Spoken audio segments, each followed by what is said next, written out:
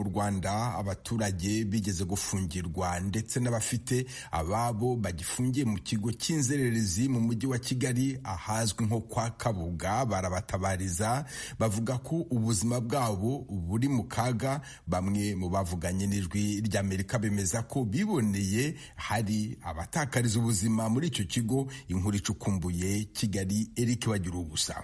Nta muntu wanjye urimo ariko nafungiwe we, njya agahinda navanyeyo karenda kunyica k'abantu bashize.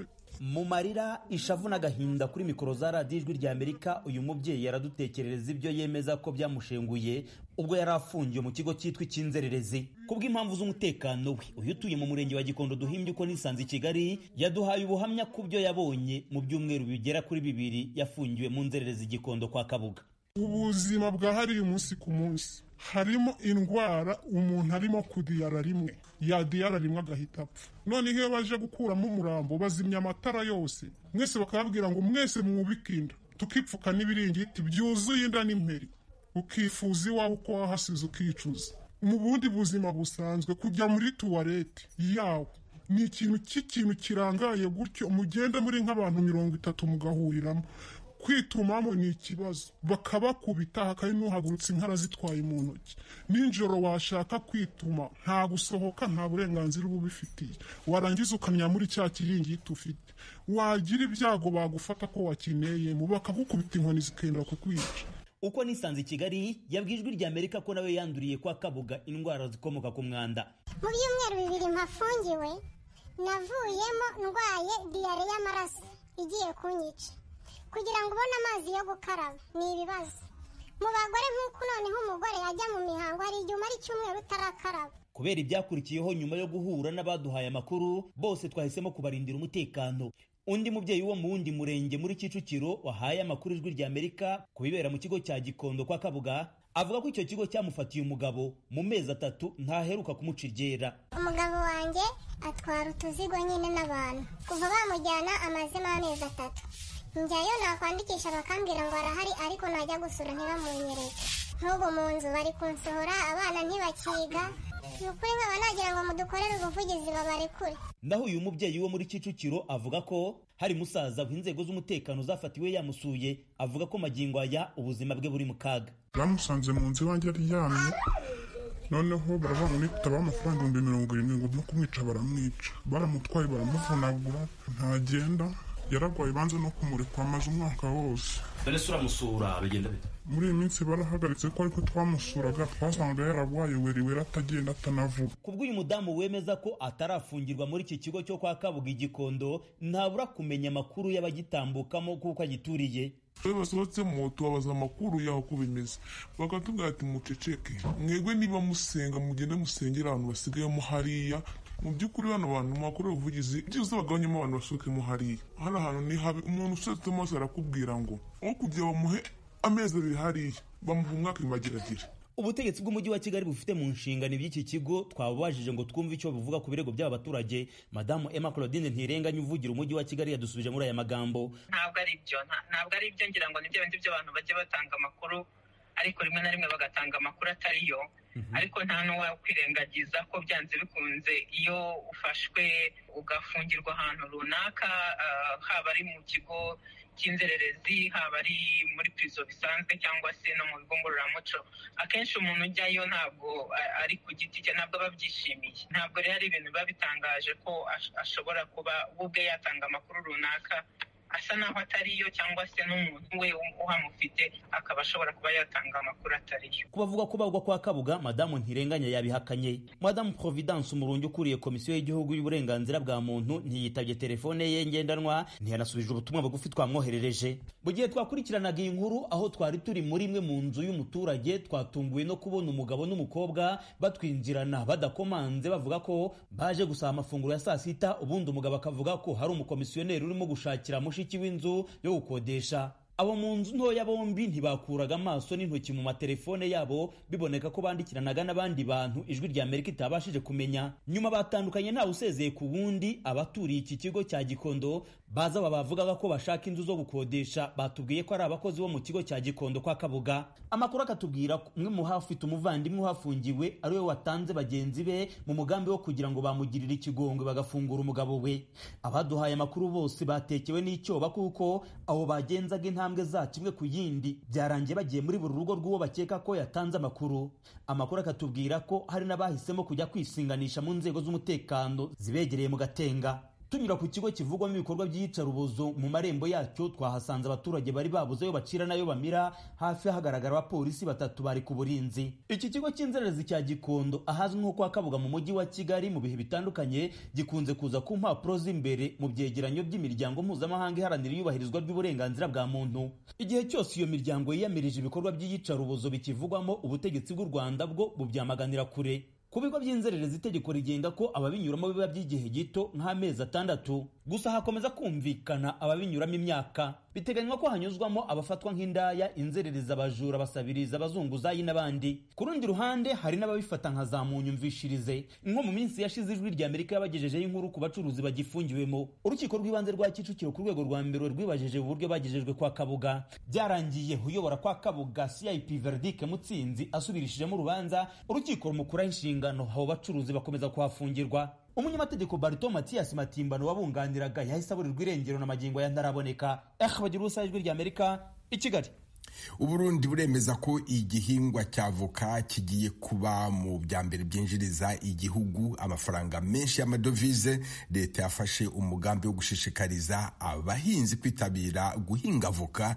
Inkuru irambuye Thierry Vendayishimiye. Leta y'u Burundi yatanguye guhimiriza abarimyi kwitabira umugambi wo gutera amavoka kugira ngo umwimbu umaze kuba mwinshi ushoregwe mu bihugu byo hanze. Imyaka irenga 2 iraheze ako kamo gatanguye gushirwa mu ngiro. Kuva ico gihe haciye hatangwa n'uburenganzira bwo gushorera mu bihugu bibanyi no hanze yabyo mu buryo bwemewe n'amategeko biciye mu kigo kijejwe kwegeranya amakori n'amatagisi mu Burundi OBR. Hagati y'umwaka wa 2023 abadandaza bavoka n'abarimyi bashiriweho amategeko yo ku mipaka ko bategerezwa gutanga ikori imbere y'uko bayambutsa, kandi bigakorwa mu buryo bw'ikoranabuhanga kugira ngo inshuro zose bayajabukije ntihabemwe ubusuma bwo kwiba leta mu gutanga ikori. Bamwe bagiye bishira hamwe mu kugira urunani rwo kurimira hamwe imirima minini kugira ngo umwimbu wiyongere mu ntara zitandukanye nka Muyinga, Cankuzo, Ngozi n'ahandi nk'uko abakunzi bacu bavyiboneye. Aha kandi n'amadini arimo Ecclesia Katolika ntiyasigaye inyuma mu kwijukira guhimiriza abakristo babo kwitabira ko kamo. Akarorero ni muri diocese y'intara ya Muyinga. Musenyeri Protais Nkurikiye, icegera ca musenyeri mukuru wa diocese ya Muyinga, avuga ko bamaze imyaka 2 bafise umugambi wo guteza imbere igihingwa c'amavoka. Kuri mikro z'abakunzi b'Ijwi rya Amerika, musenyeri Protais yateye akamo abakristo kw'ijambo ry'Imana no kwiteza imbere bijana.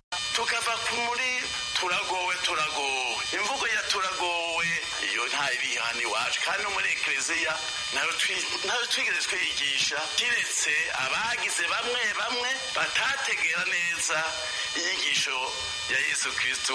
Hamwe yagira ati hahiriwe abari mutima ushima ubworo kuko bazotora ubwami bw'ijuru. Ubwo bwami bw'ijuru rero ntibushobora kuboneka mu gihe abantu bagumye naragowe.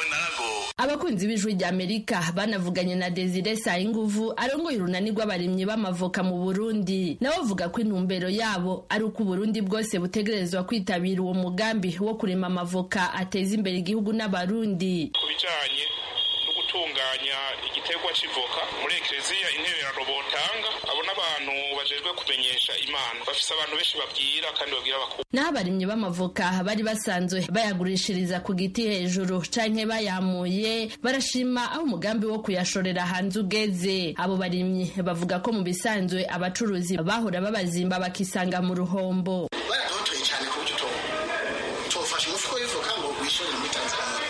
Nakubwira ko kitabaho iyo voka no batigeze kugurira. Uyu murimyi w'amavoka abakunzi bacu basanze mu ntara ya Muyinga avuga ko abadandaza bari barabifatiye ku gakanu babaha amafaranga y'inteca ntikize ku mufuko wuzuye amavoka. Umwimbu tuzoronka ubu ko tuzohora twishorera tukarondera amasoko tukishorera hanze. Ni kuvuga ko dufise abantu bari basanzwe bafise isoko ry'ivoka mugabo tutovuga ko isoko ry'ivoka ryari ry'abakomisiyoneri kuko umurimyi yarima ivoka umufuko w'ivoka bakamuha 25 30. naho ku bijanye n'uburyo bukoreshwa mu kujabukana ibidandazwa ku mipaka, abo baja kugurisha amavoka hanze nka Tanzania basaba ko mu gihe ubuhinga bwa none bwanse bubafasha bakabaha udupapuro bagatwara amavoka yabo kuko yoyo ashobora gupfa byihuse. Baratworohereza kubera ibintu by'amavoka ari ibintu bibora, baratworohereza bijyana n'umwanya, ibintu by'ama connection bigiye nabi bakatwarira nk'agapapuro n'ikaramu kugira ibintu tubaze tubitware, hanyuma rero inteko ikibaye neza baheze bakore document.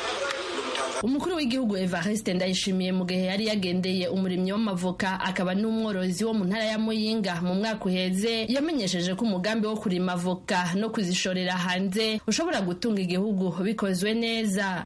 Ahonye no mutumba ni wawe winjiza imiliyoni 600 nituraca muri bwa buta fata hariho uwundi mucankuzo afise hectare nawe nyene zirenga 100 amaze gutera, hariho Ingozi ufise ama hectare nawe nyene amajaraga amaze gukora.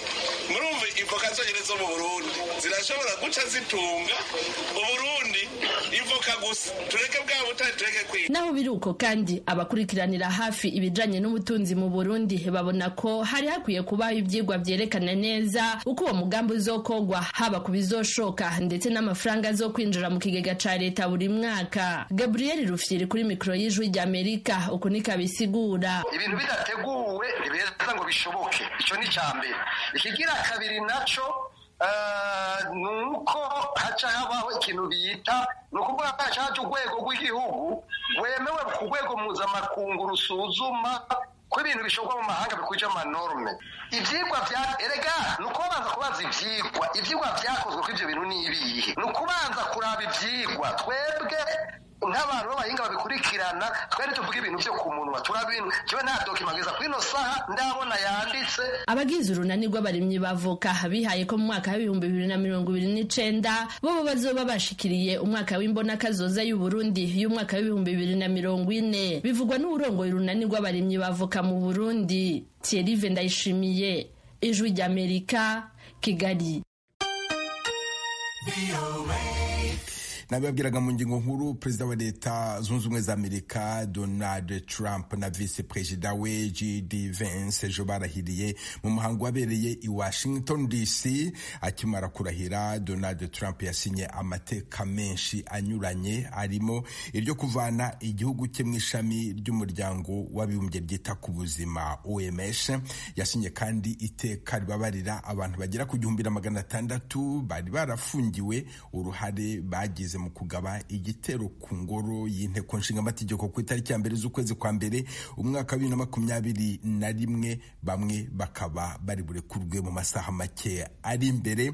Uyu muhango wo kurahiza perezida mushya wa leta zunze ubumwe za Amerika wari wa 60 wabaye ubwa mbere na mbere mu mateka y'igihugu. Perezida Trump yatumiye abakuru b'ibihugu by'amahanga. Diane nini nahazwe. Ubushinwa buhanganye na Amerika mu vy'ubutunzi bwari buhagarikiwe na vice president wabwo Han Zheng. Uko ico gihugu carungetse umutegetsi wo ku rwego rwo hejuru mu birori vyo kurahiza Donald Trump ntibisanzwe. Abahinga bavuga ko uguhiganwa mu vy'ubutunzi hagati y'Ubushinwa na Amerika gushobora kwiyongera ku ntwaro ya Donald Trump.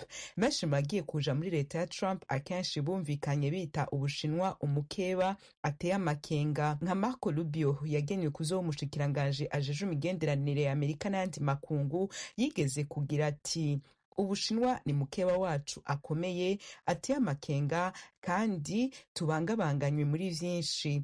Amerika ntigeze igira umukeba nk'uyu mu mateka yabo.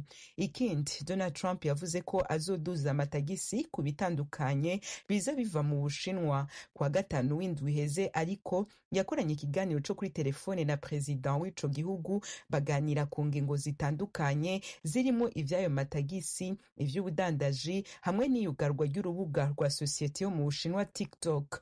Mu bucagucagu bw'ejo kuwa mbere y'amara urwo rubuga rwarasubiye gukora inyuma y'aho leta ya Biden yari yarwugaye. Trump yavuze ko ikiganiro yakoranye na mugenzi we wo mu Bushinwa Xi Jinping cari ciza cane. President wa Argentine Javier Milei nawe nyene ari mu bategetsi bitabiriye ibirori vyo kurahiza Donald Trump aha i Washington DC. Uyu yaje imbere mu bategetsi bahuye na Trump inyuma y'intsinzi yiwe yo kw'igenekerezo rya 5 z'ukwezi kwa 11 umwaka uheze yarishikiye ku muhana wa Trump witwa Mar-a-Lago uri muri leta ya Florida agiye kumukeza, yongera yitabira ibirori vyo kwigina intsinzi yiwe vyabaye kuwa 6. Muri ivyo birori yabonetse ahoberana n'inshuti magara ya Trump yitwa Vivek Ramaswamy azoba ari mu murongozi bw'ikigo gishasha kigenzura imikorere ya leta citwa DOGI. Vivek yise president wa Argentine icitegererezo ciza kuri Amerika. Umushikiranganje wa mbere w'Ubutaliyano Meloni nawe nyene yaritabiriye ibirori vy'irahira rya Trump nka president wa 47 wa Amerika. Madame Meloni yarasanzwe afitaniye imigenderanire myiza n'ubutegetsi bwa hahora bwa Joe Biden, ariko vyitezwe ko ubucuti bwa leta yiwe ni Amerika buzorushirizaho gukomera ku ntwaro ya Trump. Amerika ifata Meloni nk'igitarugwa gikomeye c'ubucuti bwa Amerika n'umugabane wa Buraya. Uwundi yitabiriye ibirori vy'imikwa rya Trump ni Salome Zulabuchi yahoze ku butegetsi bw'igihugu ca Georgia. Naho mu kwezi guheze Mikhail Kavelashiv wo mugambwe ufatwa nk'uri mu kwaha k'Uburusiya yimitswe nka president w'ico gihugu. Salome avuga ko ari wagitegeka Georgia. Yabwiye televiziyo ya Amerika Fox News ati Georgia irashobora kuja mu murwi w'ivyo Amerika yishimira canke igateza ibibazo Amerika mu karere igihugu cacu kirimwo. Uburusiya bubandanya gushaka kwifatira nk'igihugu cabwo bwite. President wa Equateur Daniel Noboa n'uwa Paraguay Santiago Pena nabo nyene baritabiriye ibirori vyo kurahira kwa Trump. Taiwan nayo yarungitse umukuru w'inama nshingamateka wayo Han Kuo-yu n'izindi ntumwa z'ico gihugu 7. Umushikiranganje ajeje imigenderanire y'ico gihugu n'andi makungu yavuze yamara ko kubera ibirori vyo kurahiza Trump vyimuriwe mu cumba c'ingoro y'inama nshingamateka na nkenguza amateka kubera hanze nk'uko vyahoze kubera imbeho, abategetsi bayo batashoboye kubikurikirana imbona nkubone. Mu kiganiro ca telefone Trump yagiranye na president w'Ubushinwa Xi Jinping kuwa 5, Xi yari yamusavye kwitondera ivy'Ubushinwa na Taiwan agira ati ivy'Ubushinwa na Taiwan ni kibazo c'ubwigenge bw'Ubushinwa. Ubushinwa aha mwomenya ko bufata Taiwan nk'aho ibwegukira, buvuga ko bibaye ngombwa gukoresha n'inguvu kugira ngo ifatane nabwo. President w'Ubufaransa Emmanuel Macron ari mu bategetsi bo hanze batitabiriye ibirori vyo kurahira kwa Donald Trump. Abari mu mugambwe utari ku butegetsi muri ico gihugu bo yamara baraje. Trump na Macron ariko bari bahuye mu kwezi guheze hugurugwa katedrali yitiriwe Notre Dame i Paris. Mu gihe mu mateka ya Amerika atanari mu mutegetsi w'ikindi gihugu yari bwitabire ibirori vyo kurahiza president wayo, bamwe mu bategetsi batumiwe bashitse Washington mu mpera z'indwi iheze. Aba barimwo Meloni umushikiranganje wa mbere w'Ubutaliyano na Santiago Pena wa Paraguay barabashitsi biteka mu birori vyo kuwa 6 vyo kwigina intsinzi ya Trump. Urakoze Diane. Nini hazwe perezida wa leta zunze ubumwe za Amerika Donald Trump yasinye amateka ya perezida menshi atandukanye arimo ayo guhashya abimukira binjira muri Amerika mu buryo budakurikije amategeko. Yashyizeho amategeko adasanzwe ku mupaka wa Amerika n'igihugu cya Mexique, ndetse akuraho n'uburenganzira bwo kuba umunyamerika igihe uvukiye ku butaka bw'iki gihugu. Umusesenguzi Joseph Sebarenzi atuye mu nkengero z'umujyi wa Washington muri leta ya Virginia aravuga uko yakiriye ijambo rya Donald Trump kuri iyo ngingo. Ibyo umuntu yavugamo ngira ngo hari uko agiye gushyiraho amateka menshi n'ibyemezo, cyane cyane icyemezo cyo gufungura umupaka uhuza Amerika n'ibihugu byo mu majyepfo yayo, kugira ngo abimukira badakomeza kuza muri Amerika, ko azahohereza abasirikari, kandi ko abantu bari muri Amerika ku buryo bunyuranije n'amategeko ko bagiye kubashakisha bakabasubiza mu bihugu bavuyemo. Mu bukungu yavugaga ko agiye gushyiraho nyine biriya by'amahoro y'ibintu byinjira muri Amerika n'amatagisi kuri ibyo bintu. Mbega icyo agamije ni ukugira ngo ibintu biva hanze bizajye biza bihenze cyane, noneho bitume haba gucika intege ko byinjira, ahubwo inganda zikora ibintu nk'ibyo ngibyo mu gihugu aba arizo zitera imbere. Ibyo rero akaba aribyo bishobora kubyara ubukungu kuri Amerika. Mugenzi wacu Frederic Nkundikije avuganye na Emmanuel Mpfayukurera utuye mu mujyi wa Allentown muri leta ya Pennsylvania, baganira kuri gahunda ya Perezida Donald Trump yo gukumira abimukira. Yemwe reka turabe ivyo bintu ko bizoshoboka uko biramutse bishobotse ngahazo caba urudubi. Abo bantu nibo bakora ibikorwa abanyamerika badashaka gukora, nibo bubaka amabarabara, nibo bubaka, urabona iyi mbeho ihari, nibo kuko bategerezwa kuja kurondera amafaranga batunga, nibo bakora ibikorwa bimwe bimwe abanyamerika badashaka gukora. None yobirukana Amerika izosigara gute? Jewe ikintu kimwe mugabo ntari ishigikiye no kureka abantu bakinjira uwinjira mu rugo rwiwe. Nta gihugu na kimwe ku isi ivyo bintu biba, nta gihugu na kimwe ico birekura. Urabona hinjira abantu ku munsi abantu bashika 10,000 ku munsi, abantu 5,000 ngo ku munsi binjira nta viza, basimvye urubibe. Ivyo bintu ntivyari vyiza. Tugarutse kuri mwebwe Eric Sengimana, iyo ngingo yo kwirukana abimukira barugwa mu mamiliyoni batagira impapuro zemewe n'amategeko ya Amerika, mubibona gute mwebwe? Ingingo yo kumwirukana nta nubwo igoye na bukebuke, kubera ko mwamaze kuvuga ko batemewe n'amategeko kandi aho babaye barazwi. Hanyuma ni ingingo yoroshe cyane rwose, kubera ko baca bategeka ababatwara amadistrict, abatwara amakomine, ba guverineri n'igipolisi cyo ngaho, hanyuma bagatekanya uburyo bw'ingene bashobora kubasubiza iyo baje bava. No kuvuga ni ikintu coroshe. Mu ijambo rye kandi Perezida Donald Trump yongeye gushimangira ibyo yasezeranije abanyamerika yiyamamaza. Mugenzi wacu Geoffrey Mutagoma yavuganye na Leopold Ndayisabye, ni rwiyemezamirimo utuye muri leta ya Maine, akaba akurikiranira hafi politiki ya Amerika. Abanza kumubaza uko yakiriye ijambo rya Perezida Donald Trump n'igishya abona ubutegetsi bwe buzazana. Ishyaka aturukamo ry'aba Republicans diriganje mu mitwe yombi ya Sena n'umutwe wa House of Representative. Nubwo tuzi ko haba harimo bamwe baba barimo bashobora gutora ku rundi ruhande, ariko kugeza ubu ngubu nuko bihagaze.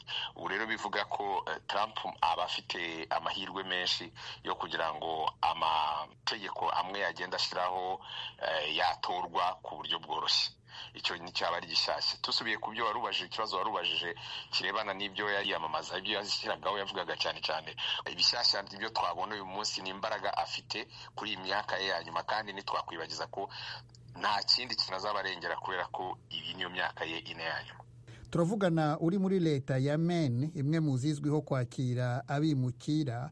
Urabona amahindura ya Trump ari buze kugira izihe ngaruka ku bimukira baza bagana muri iyo leta gushaka uburyo bwo gutangira ubuzima bushyashya? Yego, ntabwo biba byoroshye cyane, kubera ko Trump leta tubamo hano ni leta iyoborwa n'umudemokrate. Janet Mills n'umudemokrate. Urumva ko ni leta twavuga ko ni leta iri inshuti y'abimukira. Rero byatumaga ko abimukira benshi bakunze kuza hano, kubera ko babona ubufasha kuva ku munsi wa mbere bakigera hano. Rero ubwo bufasha rero nk'uko amaleta akora, leta zikorana na federal government. Ubwo rero icyambere na mbere Trump azwiho ni uguhita ahagarika bije, ahagarika ubufasha bwose navuga leta ye ishobora guha leta ya Maine. Ni ukuvuga ko icyo gihe leta ya Maine isigarana amafaranga yayo ku giti cyayo n'amafaranga y'imijyi itandukanye kwifasha kugira ngo ifashe abo babimukira. Aho ngaho niyo biba bigoranye, kubera ko ubufasha bwose baba bategereje buturuka ku rwego rwo hejuru muri leta ya federal government barabikata, bigatuma rero nabo ubushobozi bwabo bwo kugira ngo bafashe abantu baba baje abimukira babaje muri leta ya Maine bigorana cyane, kugira ngo babasha kubaha ibyangombwa byose baba bakeneye. Turavugana uri rwiyemezamirimo, nubwo bwose utari umunyenganda ariko urikorera ku giti cyawe. Aya masezerano yo kuzahura ubukungu bwa Amerika, yo guteza imbere ba rwiyemezamirimo bari hano muri Amerika, hari icyo ubona, inkuru nziza ubona kuzaniye? Navuga ko Trump azwiho cyane cyane yaje arukuna aza akagabanya imisoro, bijya bifasha kenshi, bifasha abarwiyemezamirimo cyane cyane bariya banini birabafasha iyo yagabanyije imisoro yabo. Ariko ikibazo kijyanye n'imirimo no guhanga imirimo, hari igihe bigorana cyane, kubera ko usanga abimukira bafitiye leta zunze ubumwe za Amerika runini cyane ku mirimo itandukanye, kubera ko imirimo myinshi cyane cyane yindi ikorerwa hasi ikorwa n'abimukira. Mu gihe rero hari ihungabana ryo gusubiza cyangwa gukora deportation bimudukana abimukira hari ibintu bigabanya rero bituma imirimo runaka nimwe yakorwaga idakorwa neza bikazamura ibiciro. Twebwe rero nk'abarwiyemeza mirimo natwe tuba dukora dufite nabi imirimo dukora itandukanye, hari buri gihe tuba twiteguye yuko hari ibintu bishyashya bishobora kuza bikaba byagira ingaruka ku bintu dukora, kubera ko ibya Trump buriya nta muntu n'umwe ushobora kuva wavuga ko ari ibintu babi yakwizera. Dusoreze ku kijyanye n'ububanyi n'amahanga. Yasezeranyije ko azarangiza intambara hirya no hino ku isi. Akarere k'ibiyaga bigari dukomokamo kakwizera iki ku mahoro Trump yasezeranije abandi? Navuga ko leta ya Trump yakoze kugaragara kutita cyane kuri mugabane wa Afurika, ntabwo witayeho cyane nuko we politiki yari imeze, ariko ubu ngubu ugiye kureba muri guverinoma ye abo yagiye ashyiramo, urabona ko muri iyi minsi arimo arakorana cyane na Elon Musk, agakorana na Department of State yayihaye Rubio. Bariya ni abantu bazi ibintu bya Afurika cyane, twemera cyangwa se twizera yuko bazagira uruhare kugira ngo bamugire inama cyangwa basabe leta ya Trump kuba yagira ikikora ku byerekeranye n'amahoro mu karere k'iwacu. Ariko ikintu ureba n'ubu ngubu itorwa rya Trump riba usibye no mu karere k'iwacu, nasimbukaho gatoya bavuga ko n'Uburayi biba atari inkuru nziza. Murabizi ko Donald Trump ubushize yari yaje akata budget yose yashajyaga afasha muri abo bafatanya mu Burayi bumwe Burayi kugira ngo bafatanye mu bwirinzi bya NATO. Yari yarakase amafaranga yose, amafaranga batangaga avuga ngo bose bazajya batanga amafaranga amwe, kubera ko Amerika niyo yatanga menshi. Ubona ko we cyane cyane ibintu byo gufatanya cyane atabyitaho, kubera ko atekereza nk'umucuruzi. Ariko bo ubungubu kubera ko abafitanye umubano wiyariye n'Uburusiya hamwe na Israel, hari icyo azabikoraho. Ariko muri Afurika biragoye kubera ko ni imyaka 4 birihuta cyane, abafite ibintu byinshi agomba gukoraho.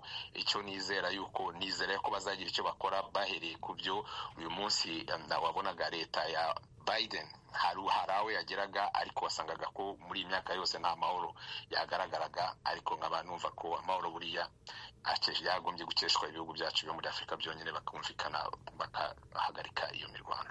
Bwana Leopold Ndayisabye, rwiyemezamirimo ukorera muri leta ya Maine, ukaba unakurikiranira hafi politiki ya Amerika, ndagushimiye cyane uyu mwanya uhaye radiyo Ijwi rya Amerika. Njye ngushimiye Geoffrey Mutagoma, murakoze. Hano dusoreje aya makuru iwanyu mu ntara, makoze kudutega amatwi. Dukomeje kandi gahunda yo gusigasira umuco karande n'ururimi gakondo, dore umugani w'uyu munsi: agatinze kazaza n'amenyo ya ruguru. Umunsi mwiza, mwari kumwe na Venuste Nshimiyimana.